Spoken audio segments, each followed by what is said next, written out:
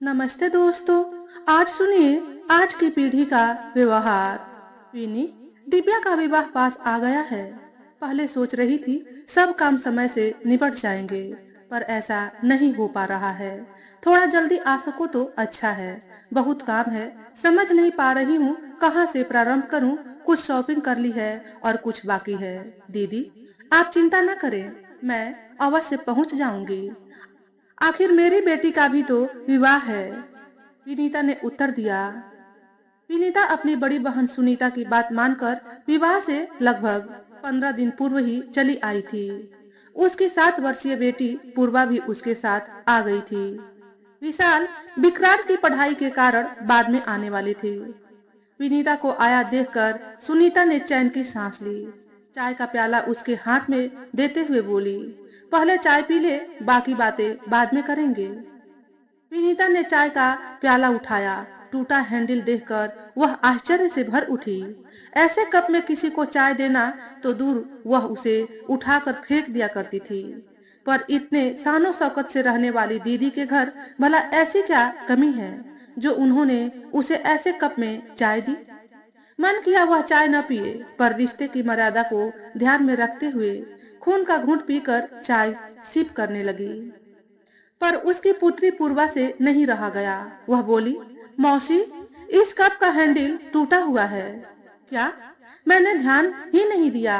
सारे कप गंदे पड़े हैं। मुनिया भी पता नहीं कहाँ चली गई। चाय की पत्ती लाने भेजा था, 1 घंटे से ज्यादा हो गया, अभी तक नहीं आई।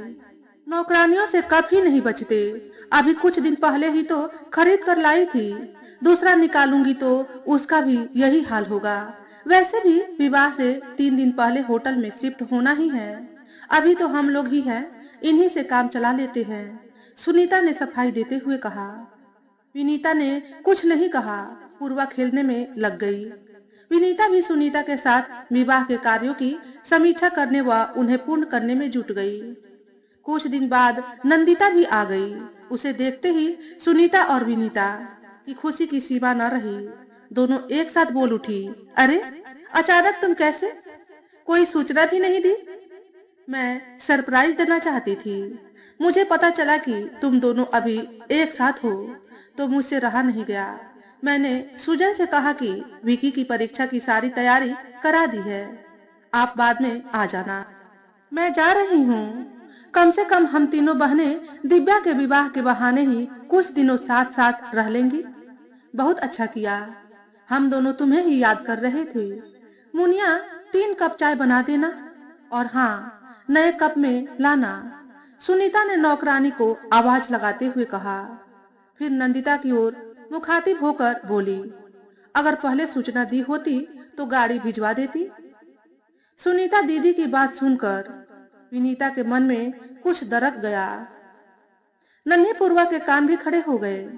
नंदिता के आते ही दूसरे कप निकालने के आदेश के साथ गाड़ी भिजवाने की बात ने उसके शांत दिल में हलचल पैदा कर दी थी। जब वह आई थी तब तो दीदी को पता था, फिर भी उन्होंने किसी को नहीं भेजा। वह स्वयं ही ऑटो करके घर पहुंची थी। बात साधारण थी, पर विनीता को ऐसा महसूस हो रहा था कि अनचाहे ही सुनीता दीदी ने उसकी हैसियत का एहसास करा दिया है। वह पिछले 8 दिनों से उसी टूटे कप में चाय पीती रही थी, पर नंदिता के आते ही दूसरे कप निकालने के आदेश के साथ गाड़ी भिजवाने की बात को वह पचा नहीं पा रही थी। मन कर रहा था वह वहां से उठकर चली जाए, पर न जाने किस मजबूरी के कारण उसके शरीर ने उसके मन की बात मानने से इनकार कर दिया। विनीता तीनों बहनों में छोटी है। सुनीता और नंदिता के विवाह संपन्न परिवारों में हुए थे, पर पिताजी की मृत्यु के बाद घर की स्थिति दयनीय हो गई थी। भाई ने अपनी हैसियत के अनुसार घर वर ढूंढा और विवाह कर दिया। यद्यपि विशाल की नौकरी उसके जीजाजी की तुलना में कम थी, संपत्ति भी उनके बराबर नहीं थी, पर वह अत्यंत परिश्रमी, सुलझे हुए व स्वभाव के बहुत अच्छे इंसान हैं। उन्होंने उसे कभी किसी कमी का एहसास नहीं होने दिया था, और उसने भी अपने छोटे से घर को इतने सुरुचिपूर्ण ढंग से सजा रखा है कि विशाल के सहकर्मी उससे ईर्ष्या करते थे। स्वयं काम करने के कारण उसके घर में कहीं भी गंदगी का नामो निशान नहीं रहता था और न ही टूटे फूटे बर्तनों का जमावड़ा। यह बात अलग है कि ऐसे ही पारिवारिक आयोजन उसे चाहे अनचाहे उसकी हैसियत का एहसास करा जाते हैं। पर अपनी सगी बहन को अपने साथ ऐसा व्यवहार करते देखकर वह स्तब्ध रह गई। क्या अब नया सेट खराब नहीं होगा? हमेशा की तरह इस बार भी सुनीता व नंदिता गप मारने लग जाती और विनीता काम में लगी रहती थी। अगर वह समय निकाल कर उनके पास बैठती तो थोड़ी ही देर बाद कोई काम आने पर उसे ही उठना पड़ता था। पहले वह इन सब बातों पर इतना ध्यान नहीं दिया करती थी, पर इस बार उसे काम में लगा देखकर एक दिन उसकी पुत्री पूर्वा ने कहा, मम्मा, दोनों मौसियां बातें करती रहती हैं और आप काम में लगी रहती हो। मुझे अच्छा नहीं लगता। बेटा, वे दोनों बड़ी हैं। मुझे उनका काम करने में खुशी मिलती है। पूर्वा की बात सुनकर वह चौंकी, पर संतुलित उत्तर दिया।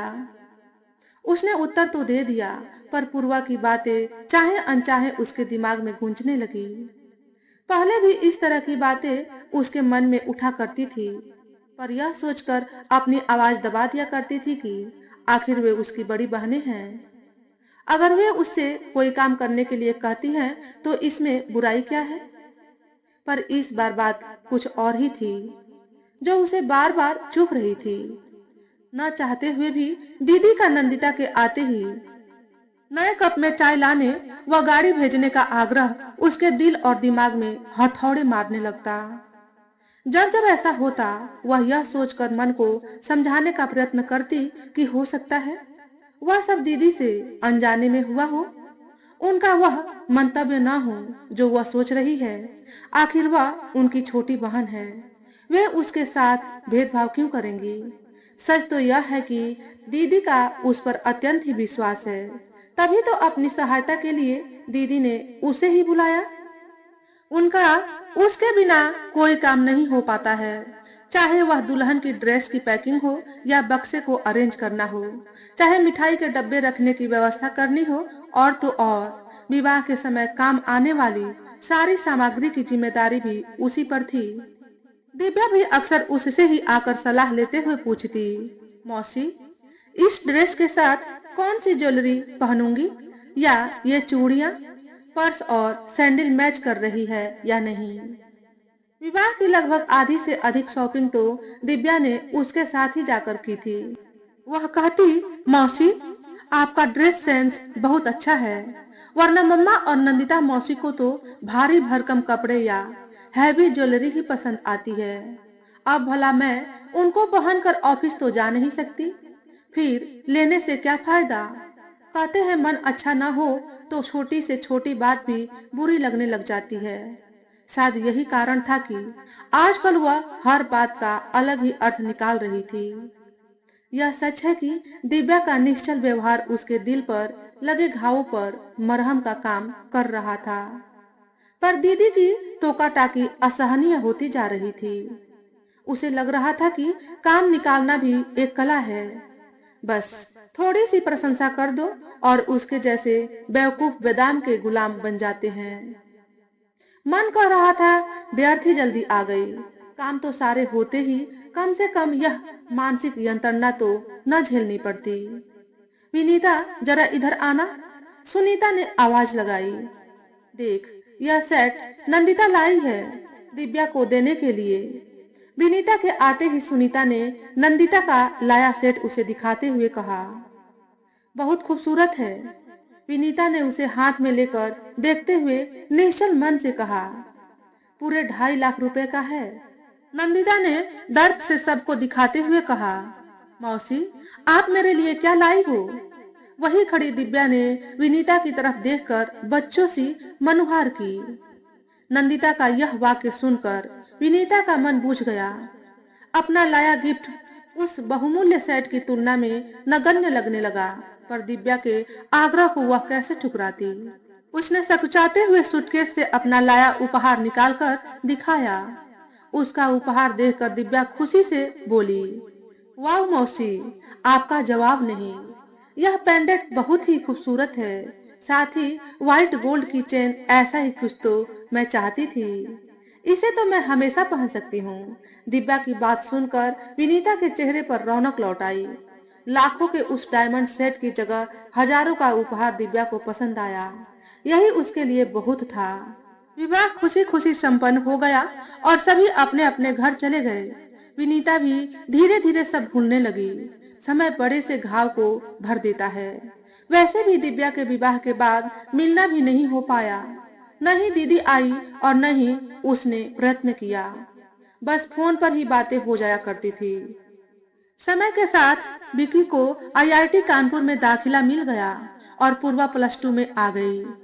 इसके साथ ही वह मेडिकल की तैयारी कर रही थी। समय के साथ विशाल के प्रमोशन होते गए और अब वे मैनेजर बन गए थे। एक दिन सुनीता दीदी का फोन आया कि तुम्हारे जीजाजी को वहाँ किसी प्रोजेक्ट के सिलसिले में आना है। मैं भी आ रही हूँ। बहुत दिन हो गए तुम सबसे मिले हुए। दीदी पहली बार उसके घर आ रही हैं, सो पिछली सारी बातें भूलकर उत्सुकता से विनीता उनके आने का इंतजार करने के साथ तैयारियां भी करने लगी। सोने के कमरे को उनके अनुसार सेट कर लिया और दीदी की पसंद की खस्ता कचौड़ी बना ली व रसगुल्ले मंगा लिए। खाने में जीजाजी की पसंद का मलाई कोफ्ता व पनीर भुर्जी भी बना ली थी। उसने दीदी जीजाजी की खातिरदारी का पूरा इंतजाम कर रखा था। पर न जाने क्यों पूर्वा को उसका इतना उत्साह पसंद नहीं आ रहा था। जीजाजी दीदी को ड्रॉप कर यह कहते हुए चले गए, मुझे देर हो रही है विनीता, मैं निकलता हूँ। आते आते शाम हो जाएगी। तब तक तुम अपनी बहन से खूब बात कर लो। बहुत तरस रही थी ये तुमसे मिलने के लिए। शाम को आकर तुम सबसे मिलता हूँ। दीदी ने उसका घर देखकर कहा, छोटे घर को भी तूने बहुत ही करीने से सजा रखा है। विशेषतः उन्हें पूर्वा का कमरा बहुत पसंद आया। तब तक पूर्वा ने नाश्ता लगा दिया। नाश्ते के बाद पूर्वा चाय ले आई। चाय का कप मौसी को पकड़ाया। सुनीता उस कप को देखकर चौंकी। विनीता कुछ कहने के लिए मुंह खोलती उसके पहले ही पूर्वा ने कहा, मौसी, इस कप को देखकर आपको आश्चर्य हो रहा होगा, पर दिव्या दीदी के विवाह में आपने मम्मा को ऐसे ही कप में चाय दी थी। हफ्ते भर तक वे ऐसे ही कपों में चाय पीती रही, जबकि नंदिता मौसी के आते ही आपने नया टी सेट निकलवा दिया था। तब से मेरे मन में यह बात रह रह कर टीस देती रहती थी। वैसे तो टूटे कप हम फेंक दिया करते हैं, पर यह कप मैंने बहुत सहेज कर रखा था। उस याद को जीवित रखने के लिए कि कैसे कुछ अमीर लोग अपनी करने से लोगों को उनकी हैसियत बता देते हैं, चाहे वे उनके अपने ही क्यों न हो। और आज उस अपमान के साथ अपनी बात कहने का अवसर भी मिल गया। सुनीता चुप रह गई। बाद में वह पूर्वा के कमरे में गई और बोली, सॉरी बेटा, आज तूने मुझे आईना ही नहीं दिखाया, सबक भी सिखा दिया है। शायद मैं नासमझ थी। मैं यह सोच ही नहीं पाई थी कि हमारे हर क्रियाकलाप को बच्चे बहुत ध्यान से देखते हैं और हमारी हर छोटी बड़ी बात को वे अपनी बुद्धि के अनुसार अर्थ भी निकालते हैं। मुझे इस बात का एहसास ही नहीं था कि व्यक्ति चाहे छोटा हो या बड़ा, सब में आत्मसम्मान होता है। बड़े एक बार आत्मसम्मान पर लगी चोट को रिश्तों की परवाह करते हुए भूलने का प्रयत्न कर भी लेते हैं, किंतु बच्चे अपने या अपने घर वालों के प्रति होते अन्याय को सहन नहीं कर पाते और अपना आक्रोश किसी न किसी रूप में निकालने की कोशिश करते हैं। पूर्वा, तुमने अपने मन की व्यथा को इतने दिनों तक स्वयं तक ही सीमित रखा और आज इतने वर्षों बाद अवसर मिलते ही प्रकट भी कर दिया। मुझे खुशी तो इस बात की है कि तुमने अपनी बात इतने सहज और सरल ढंग से कह दी। आज तुमने मुझे एहसास करा दिया बेटे कि उस समय मैंने जो किया गलत था। एक बार फिर से सॉरी बेटा। यह कहकर उन्होंने पूर्वा को गले से लगा लिया। जहां सुनीता अपने पिछले व्यवहार पर शर्मिंदा थी, वहीं विनीता पूर्वा के कटु वचनों को सुनकर उसे डांटना चाहकर भी नहीं डांट पा रही थी। संतोष था तो सिर्फ इतना कि दीदी ने अपना बड़प्पन दिखाते हुए अपनी गलती मान ली थी। सच तो यह था कि आज उसके दिल से भी वर्षों पुराना बोझ उतर गया था। आखिर आत्मसम्मान तो हर एक में होता है। उस पर लगी चोट व्यक्ति के दिन का चैन और रात की नींद चुरा लेती है। शायद उसकी पुत्री के साथ भी ऐसा ही हुआ था। आज उसे यह भी एहसास हो गया कि आज की पीढ़ी अन्याय का उत्तर देना जानती है, साथ ही बड़ों का सम्मान करना भी। अगर ऐसा न होता तो पूर्वा सॉरी मौसी कहकर उनके कदमों में न झुकती। तो दोस्तों, आज के वीडियो में बस इतना ही। अगर हमारे द्वारा बताई गई कहानी थोड़ी सी भी अच्छी लगी हो तो वीडियो को लाइक और शेयर करें। चैनल पर पहली बार आए हो तो चैनल को सब्सक्राइब करके बेल नोटिफिकेशन को ऑल पर सेट कर ले, ताकि आपको ऐसे ही अच्छे अच्छे वीडियो देखने को मिले। हमेशा खुश रहें, हमेशा स्वस्थ रहें। वीडियो देखने के लिए आपका बहुत बहुत धन्यवाद।